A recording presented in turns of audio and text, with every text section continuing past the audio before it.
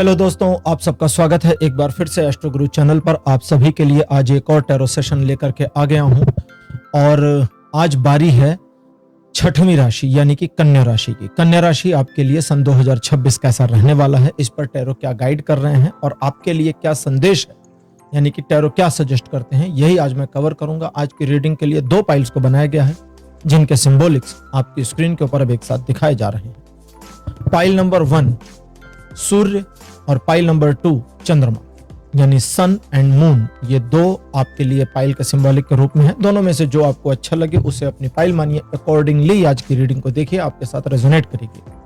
हर बार की तरह इस बार भी टाइम स्टैम्प्स को डिस्क्रिप्शन और कमेंट सेक्शन दोनों जगह पोस्ट किया गया है ताकि आपको सुविधा रहे। अपनी पाइल की रीडिंग पर डायरेक्ट पहुंचने के लिए टाइम स्टैम्प पर क्लिक करिए, वीडियो आगे चला जाएगा और आप डायरेक्ट अपनी पाइल की रीडिंग पर पहुंच जाएंगे। जो लोग आज मुझसे पहली बार जुड़े हैं उन सभी का एस्ट्रो गुरु चैनल पर मैं बहुत बहुत स्वागत करता हूं। आप सभी इस चैनल को सब्सक्राइब जरूर करिए, बेल आइकन को भी प्रेस करिए, क्योंकि जब आप बेल आइकन को प्रेस करते हैं तो नए वीडियोस की नोटिफिकेशन आपके फोन पर आनी शुरू हो जाती है। और मेरे रेगुलर व्यूअर्स और सब्सक्राइबर्स, आप सभी के सहयोग और प्यार के लिए बहुत बहुत आभार। आगे बढ़ने से पहले आपको बता दूं कि मैं एक प्रोफेशनल एस्ट्रोलॉजर, एक प्रोफेशनल टैरो रीडर भी हूं। तो आपकी स्क्रीन पर यह नंबर जो आ रहा है इसके ऊपर आप संपर्क कर सकते हैं अगर आपको अपने लिए एक पर्सनल टैरो रीडिंग सेशन चाहिए या अपनी कुंडली मुझे दिखाना चाहते हैं। यह व्हाट्सएप नंबर है तो इस पर कॉल नहीं करना है, इस पर मैसेज करिए। मैसेज के थ्रू सारी इंफॉर्मेशन मेरी टीम मेंबर आपको प्रोवाइड करेगी और आपकी हेल्प करेगी मेरे साथ आपके सेशन को बुक करने में। तो चलिए आज की रीडिंग को शुरू करते हैं और आपकी पाइल में मिलते हैं।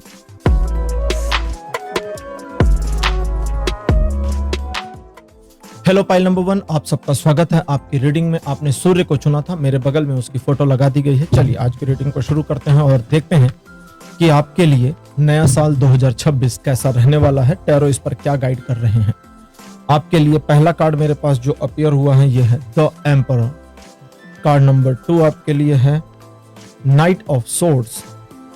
थर्ड पोजीशन पर आपके लिए है द फूल। फोर्थ नंबर पर आपके लिए है जस्टिस और अंतिम कार्ड आपके लिए अपीयर है 7 of swords. 5 cards traditional tarot deck से आपके लिए अपीयर हो चुके हैं। पाइल नंबर 1 कन्या राशि। कन्या राशि, जैसा कि आप जानते हैं पिछले कुछ समय से आप अपने साथ हो रहे इनजस्टिस यानी अन्याय को लेकर काफी परेशान रहे हैं।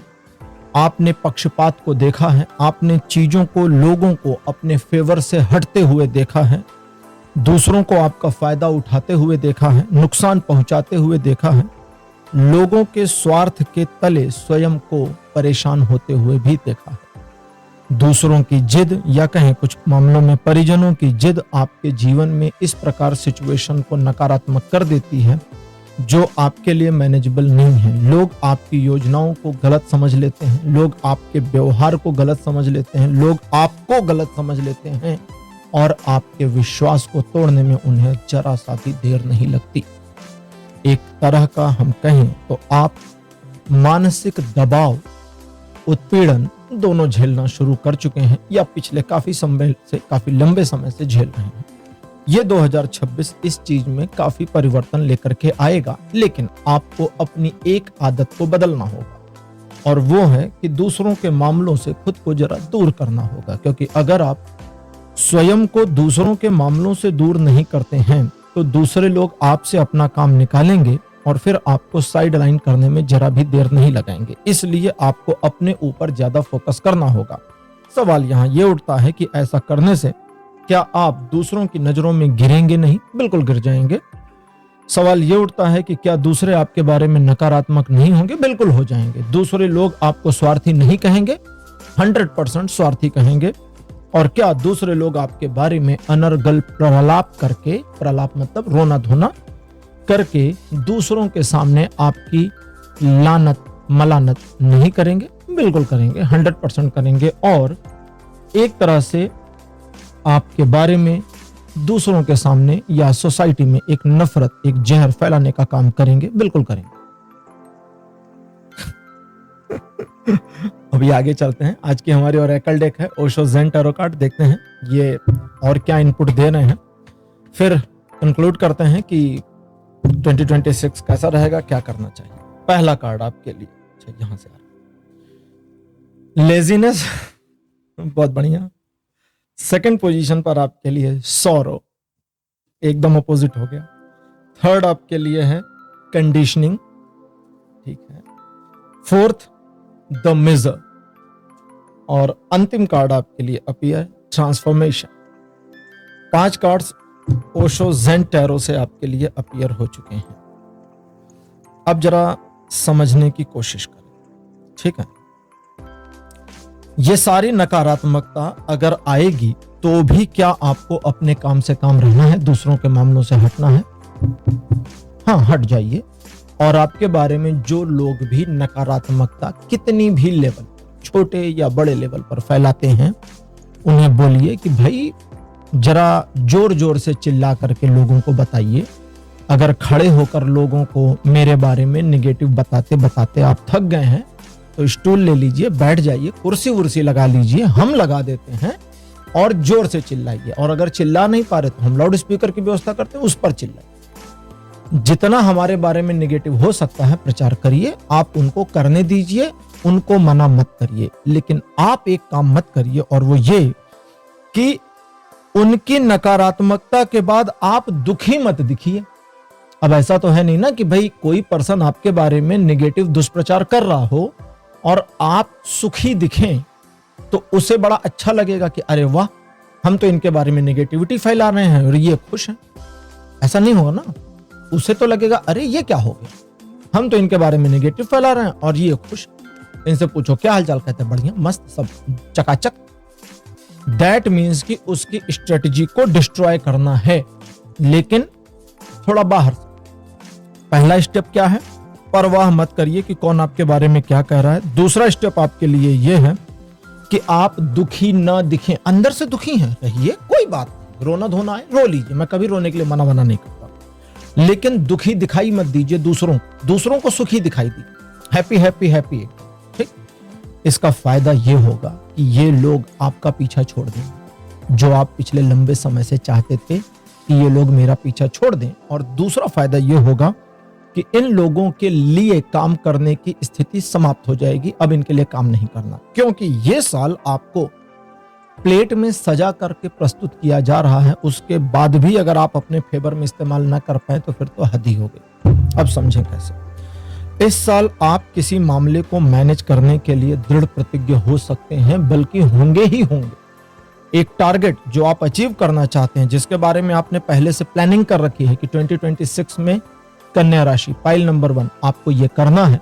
आपने जो प्लान किया है उस पर आप काम करेंगे। आप अपनी जिद में भी दिखते हैं, लेकिन इन सारे सिनेरियोज में आपका डर भी दिखता है, जहां आप सोचते हैं कि लोग मेरे बारे में क्या सोचेंगे या क्या फैलाएंगे या क्या करेंगे।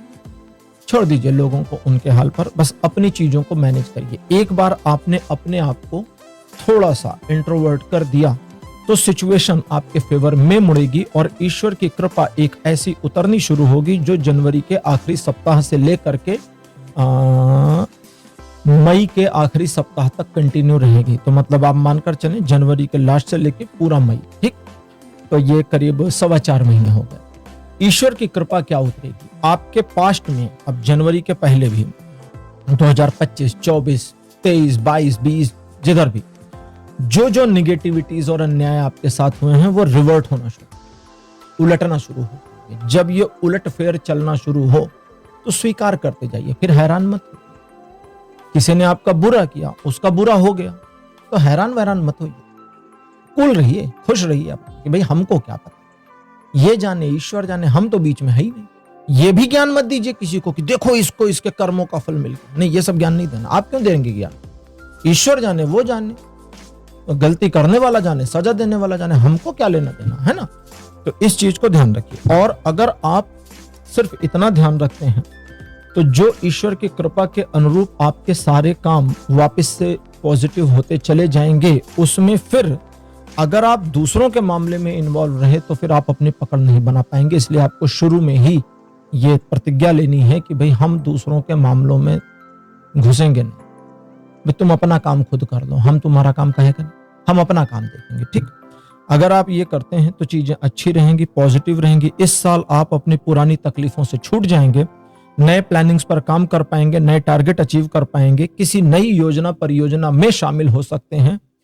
एक ऐसा छोटा मोटा रिस्क लेकर के आगे बढ़ने का काम भी कर सकते हैं जिसको करने को प्रायः आप पीछे हट जाए कि नहीं मेरे से नहीं होगा। और इन चीजों में सबसे मजेदार यह होगा कि आपकी तकलीफें घटती चली जाएंगी, लेकिन आपको लोगों को बताना नहीं है कि अब हम हैप्पी हो गए। जो हमको दुखी समझ रहा उसको समझने दो, लेकिन हम खुश दिखेंगे, हम दिखाई खुश देंगे, हम दुखी नजर नहीं आएंगे। ठीक, तो यहां थोड़ा विरोधाभास हुआ, लेकिन यह कंटिन्यू करना है। आगे क्या है कि यह साल आपको आपके अंदर व्यक्तित्व में परिवर्तन करने के लिए मदद करेगा, परिस्थितियों को परिवर्तन में लाने के लिए मदद करेगा, और आपके जीवन में तो परिवर्तन आना ही आना है। अगर आप ये जानना चाहते हैं पाइल नंबर 1 इस रीडिंग में कि महीना दर महीना चीजें कैसी चलेंगी, तो आपके लिए, हालांकि मैंने इसके पहले जो 5 राशियों के लिए रीडिंग करी उसमें बताया 2 महीने ये, 4 महीने ये, 6 महीने ये, 3 महीने ये, लेकिन आपके लिए ऐसा नहीं आ रहा। मैंने थोड़ी खोजने की कोशिश करी थी, बट वो नहीं आ रहा। जब आएगा तभी बताऊंगा ना, अपने मन से नहीं बताऊंगा। और क्यों नहीं आ रहा? अब जब मैं इस प्रश्न पर आता हूं कि क्यों नहीं आ रहा, तो इंटरप्रिटेशन कहती है क्योंकि पूरा साल इसी मोड में चलने वाला है, और किस महीने क्या होगा की चिंता करने की बजाय जरा पूरे साल को मैनेज करने की चिंता पर आओ तो चीजें बेहतर मैनेज हो जाएंगी। फाइल नंबर 1 आपकी रीडिंग कंप्लीट हो गई है। आज की रीडिंग आपको कैसी लगी, अपने एक्सपीरियंस, अपने अनुभव कमेंट सेक्शन में जरूर लिखिए। इस वीडियो को लाइक करिए, शेयर करिए और चैनल को सब्सक्राइब करना मत भूलिएगा। अगले वीडियो में आपसे फिर मिलूंगा। Bye bye.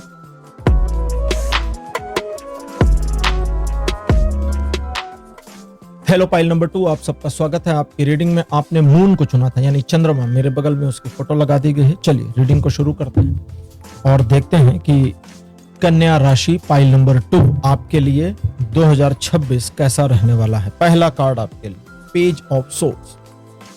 सेकंड पोजीशन पर आपके लिए द हेरमिट। कार्ड नंबर 3 आपके लिए है 3 ऑफ पेंटिकल्स। फोर्थ पोजीशन पर किंग ऑफ वॉन्ड्स, और अंतिम कार्ड आपके लिए है 5 ऑफ सोर्ड्स। 5 कार्ड्स आपके लिए ट्रेडिशनल टैरो से आ चुके हैं। पिछले कुछ समय से आप किसी मामले को मैनेज करने को लेकर के एक परेशानी फेस कर रहे थे, वो जल्दी ही समाप्त होने को है। आपने जो नया रास्ता चुना था अपने जीवन को बेहतर करने के लिए, या अपने कार्य क्षेत्र में एक नया मार्ग जो चुनने का सोचा था, दोनों ही सही हैं। कुछ मामलों में थोड़ा समय लग सकता है, लेकिन चीजें अंततः आपके फेवर में सेट हो जाएंगी। आपके अंदर एक क्रोध की भावना भी दिखती है पाइल नंबर 2 कन्या राशि, और वो क्रोध की भावना आपके पास्ट से आती है, जहां पर आप किसी से बदला लेने की मेंटेलिटी अपहोल्ड करते हैं, और साथ ही साथ में आप इस बात को लेकर के काफी परेशान और अधीर दिखते हैं कि चीजें आपके पक्ष में हैं या नहीं है। सिचुएशन आपके फेवर में हो या आपके फेवर में ना हो, दोनों ही कंडीशन में आपको एक बात का ध्यान रखना चाहिए कि बदले की मेंटेलिटी आपके जीवन को बेहतर करने की बजाय और र्यून कर देगी। इसलिए आप अपने कार्यों और अपनी योजनाओं पर अगर बने रहते हैं तो चीजें बेहतर होंगी। ये साल आपको शुरुआत में ही, यानी जनवरी और फरवरी में ही, एक ऐसी दिशा दे देगा जहां पर आपको समझ में आएगा कि अब इस दिशा को पकड़कर, इस पथ को पकड़कर अगर मैं आगे निकलूं तो मुझे मेरे जीवन में, मेरे करियर में, मेरे फलाने काम में सफलता मिलनी तय है। लेकिन आपका उतावलापन में नेगेटिव वाला, पॉजिटिव वाला नहीं, नेगेटिव वाला उतावलापन, जिसमें आपका दिमाग डिस्टर्ब है, आप बदला लेना चाहते हैं, आप क्रोधी हैं, आप नाराज हैं, आप गुस्से में हैं, व्हाटएवर, एक नेगेटिव मेंटेलिटी में है, वो चीज आपके लिए हार्मफुल हो जाएगी, क्योंकि वो उतावलापन आपसे गलत निर्णय करवा देगा, और वो गलत निर्णय आपको भारी पड़ जाए इसकी पॉसिबिलिटीज बनी है। इसलिए जरा लाइट वेट होइए, पुरानी गलतियां छोड़ दीजिए, पुराने दुश्मनी दिमाग से निकाल दीजिए, और पुरानी किसी भी तरह की बदला लेने की मेंटेलिटी को साइड लाइन करिए। अब अगर आप फ्रेश माइंड से आगे बढ़ते हैं तो आप अपनी योजनाओं में सफलता की ओर आगे बढ़ना शुरू कर देंगे। यह साल आपको हर प्रकार के, आपकी लाइफ, आपके पास्ट, आपके व्यापार, आपके जॉब, आपके कार्य, आपके फैमिली, जो कुछ भी आपका लव रिलेशन कुछ भी हो, हर एक एस्पेक्ट में जो छोटे छोटे दरार पड़े हैं, डैमेजेस हुए हैं, नुकसान हुए हैं, उनकी भरपाई करने का, सिचुएशन को मोड़ ले जाने का, अपने पक्ष में घुमा कर लाने का मौका देगा। यह साल आपकी प्रतिष्ठा में वृद्धि कराएगा। अगर आप ये जानना चाहते हैं कि क्या यह साल मेरा संघर्षमय रहेगा या स्मूथ चलेगा, तो एक लाइन का आंसर है संघर्षमय रहेगा, स्मूथ नहीं होगा। लेकिन यहां पर संघर्ष का अर्थ यह नहीं है कि आप हार जाएं। संघर्ष का यहां पर अर्थ यह है कि आपकी हार सिर्फ और सिर्फ और सिर्फ उस कंडीशन में हो सकती है जब आप हार मान जाएं, मान जाएंगे कि हाँ नहीं मैं हार गया, अब कुछ नहीं होता, अब तो सरेंडर कर दो, हथियार डाल दो। अब हथियार ही डाल दे फिर मामला ही खत्म। और अगर आपने कहा नहीं हम तो लड़ेंगे, जैसे हमारी भारतीय सेना, हम हथियार नहीं डालेंगे, हम तो लड़ेंगे चाहे जो हो जाए, मर जाएंगे लेकिन वेपन डाउन नहीं करेंगे, झंडा नहीं झुकाएंगे, तो उस वाले मामले में फिर आपकी जीत को कोई रोक नहीं सकता। आपके कुछ शत्रु आपके विरुद्ध इस साल भी षड्यंत्र करने की कोशिश करेंगे और अपनी कोशिशों में अपने ही मुंह की खाएंगे, लेकिन अगर उनके चेहरे पहचानने के बावजूद, उनको समझने के बावजूद, और कौन कौन लोग हैं जो मुखौटा लगाकर, आवरण ओढ़कर मुझे बेवकूफ बनाने की कोशिश कर रहे हैं, ये जानने के बावजूद आप बेवकूफ बनते रहे, तो फिर गलती आपकी है, फिर भी इसमें कोई क्या कर सकता है। अब लेते हैं ओशो ज़ेन टैरो कार्ड और देखते हैं कि Osho zen tarot card additional information क्या देते हैं आपके लिए कि 2026 आपका कैसा रहने वाला है। पहला कार्ड आपके लिए है लेजीनेस। सेकंड पोजीशन पर आपके लिए जो कार्ड है ये है द मास्टर। कार्ड नंबर 3 आपके लिए है द सोर्स। फोर्थ पोजीशन पर आपके लिए है द ड्रीम और अंतिम कार्ड आपके लिए है एक्सपीरियंसिंग।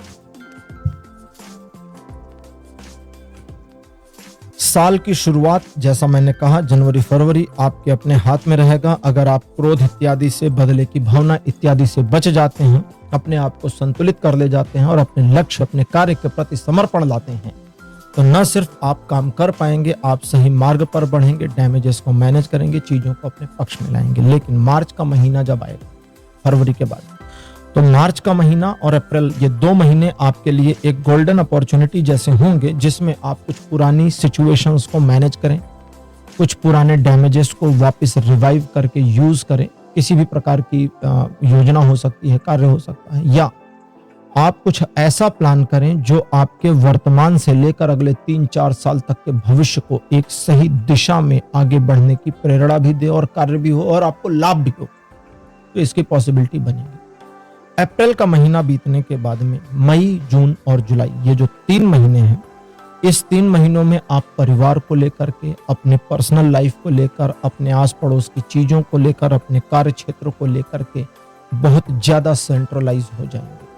उसमें भी सबसे ज्यादा सेंट्रलाइज होंगे अपने परिवार और अपनी वेल्थ को लेकर के, और उस दिशा में अगर आप कार्य करते हैं जून जुलाई, मई जून जुलाई में, ठीक, तो आप उसमें आशातीत सफलता प्राप्त करेंगे। यही वो महीने हैं जिसमें आपको पता चलेगा कौन आपका वस्तुतः दोस्त है और कौन वस्तुतः दुश्मन। तो ऐसे लोगों की पहचान सुनिश्चित करके इन लोगों के साथ अपेक्षित व्यवहार भी करिए, जो जरूरी है वही करिए। जिसके साथ दुश्मनी निभानी आवश्यक है निभाइए, जिसको नफरत करना जरूरी है नफरत करिए, जिसको प्यार करना जरूरी है प्यार करिए, और जिसको इग्नोर करना जरूरी है, जो कि बहुत सारे लोगों को करना होता है, उनको इग्नोर कर दीजिए। अच्छा जी, जुलाई का जो महीना रहेगा वो आपको 50-50 मिल जाएगा, यानी आप मानकर चलें जुलाई के महीने में कुछ संघर्ष भी रहेगा और कुछ आरामदेह स्थिति भी रहेगी, और आप कभी कभी कंफ्यूज हो जाएंगे कि भाई जुलाई मेरे लिए संघर्ष में है कि कैजुअल है, आप समझ नहीं पाएंगे। अगस्त और सितंबर आप नई योजनाएं बनाने, आने वाले भविष्य की प्लानिंग करने में लगाएंगे। सुखद समाचार आपको प्राप्त होंगे। घर परिवार में, जॉब से रिलेटेड मैटर्स में आपको पॉजिटिव रिस्पॉन्स मिलेगा। नए ऑफर, नए अपॉर्चुनिटीज मिलने की पॉसिबिलिटी होगी। और अगर आप अपनी सोच को थोड़ा परिवर्तित करना चाहते हैं या अपने व्यक्तित्व में एक दिशा देना चाहते हैं, व्यक्तित्व को एक दिशा की ओर परिवर्तन चाहते हैं, तो उसकी संभावना भी बनेगी। अध्यात्म की दृष्टि से भी ये महीना यानी कि अगस्त और सितंबर आपके लिए फायदेमंद रहने वाला है। अक्टूबर का महीना चीजों को और बेहतर तरीके से अपने पक्ष में बनाए रखने में आपको दृढ़ मतलब एक जोर शोर से उसी मामले में लगे रहने में मदद करेगा। साथ ही साथ मान सम्मान में वृद्धि होगी, सिचुएशंस आपके फेवर में मुड़ेंगी और आप चाहें तो व्यवस्था का, स्थिति परिस्थिति का और लोगों का लाभ उठा पाएंगे। लोग मैनिपुलेट भी हो जाएंगे और आप इसका फायदा उठा पाओगे, इसकी पॉसिबिलिटी भी बनी है। किसी नए काम की शुरुआत अगस्त के बाद होने की संभावना दिखती है, या एक नया पूरा उपक्रम या एक साइड बिजनेस शुरू करें, इसकी पॉसिबिलिटी भी नजर आती है। ऐसा दिखता है कि आप आने वाले समय में सितंबर, अक्टूबर, नवंबर, इन 3 महीनों में अपनी किसी एक ऐसी योजना पर विचार करना शुरू करेंगे जिस पर काम करना आपके लिए बहुत ज्यादा सकारात्मक भी होगा और आप इसे एक सुख स्वप्न की तरह से महसूस करेंगे, जिसको कहते हैं ना कि हमारा ड्रीम वर्क है, तो उसकी परिकल्पना करेंगे। उसमें आप अपनी वर्तमान स्थिति, अपने भूतकाल को और अपने भविष्य को एक कंपैरिजन में लाएंगे, जिसकी वजह से आपको तकलीफ होगी। इस कंपैरिजन की वजह से, इस तकलीफ से बचने के लिए आपको चाहिए कि आप बस अपने टारगेट पर ध्यान दें और बीती हुई घटनाओं से सबक लेना हो तो ले लें, लेकिन कंपैरिजन ना करें, क्योंकि कंपैरिजन बुरा होगा। और चीजों को बेहतर करने के लिए आपको एक ऐसा अवसर मिलेगा जिसमें आप चाहेंगे तो अपने पुराने अनुभवों के आधार पर सिचुएशन को मैनेज कर पाएंगे। अच्छा, हमारी बात अभी हुई थी अक्टूबर तक, स्पेसिफिकली नवंबर और दिसंबर कुछ मामलों को समेटने और नई योजनाओं को बनाने में व्यय हो सकते हैं। हालांकि खास करके दिसंबर का महीना एक ऐसा कंक्लूजन आपके जीवन में लाएगा जो पिछले साल भर की एक समझें तो निष्कर्ष निकालना शुरू करेगा। और अगर आपने स्वयं को थोड़ा मैनेज किया, दूसरों के मामलों से हटे रहे, तो चीजें आपके पक्ष में बनी भी रहेंगी। आपकी एक लय बन जाएगी, एक समझें तो रूटीन प्रोसीजर बन जाएगा और उस रूटीन प्रोसीजर के अकॉर्डिंग आगे चल करके आप स्पेसिफिक विषयों में स्पेसिफिक सफलता प्राप्त करें, इसकी संभावना बनेगी। इन चीजों के अलावा 2026 घर परिवार से लेके व्यापार तक में आपको आगे बढ़ने के अवसर देगा, नई अपॉर्चुनिटीज भी देगा। उन अपॉर्चुनिटीज को देखकर सही समय पर आपको अवसर का उपयोग करने की ख्याल मानसिकता भी आएगी, लेकिन कहीं कहीं ऐसा दिखता है कि आप कुछ मामलों में अवसर चूकेंगे और स्पेसिफिकली उन मामलों में ही आप अवसर को चूक जाएंगे जिन मामलों में आप अपने मन को किसी भी वजह से एक गहरी नकारात्मकता से भर ले जाएं। तो उस चीज से आपको इस साल बचने की जरूरत है। इस साल को जरा प्यार प्यार से, आराम आराम से, बढ़िया तरीके से मैनेज करने की कोशिश करें। यह साल आपके जीवन का एक स्वर्णिम वर्ष हो सकता है अगर आप चीजों को स्मूथ रखें, सिस्टमैटिक वे में प्लान करके चीजों को चलाएं और अपने लिए एक निश्चित सफलता सुनिश्चित करने की इस 2026 में कोशिश करें, तो ये बिल्कुल पॉसिबल है। फाइल नंबर 2 आपकी रीडिंग यहीं कंप्लीट हो गई है। आज की रीडिंग आपको कैसी लगी, अपने एक्सपीरियंस, अपने अनुभव कमेंट सेक्शन में जरूर लिखिए। इस वीडियो को लाइक करिए, शेयर करिए और चैनल को सब्सक्राइब करना मत भूलिएगा। अगले वीडियो में आपसे फिर मिलूंगा। Bye bye.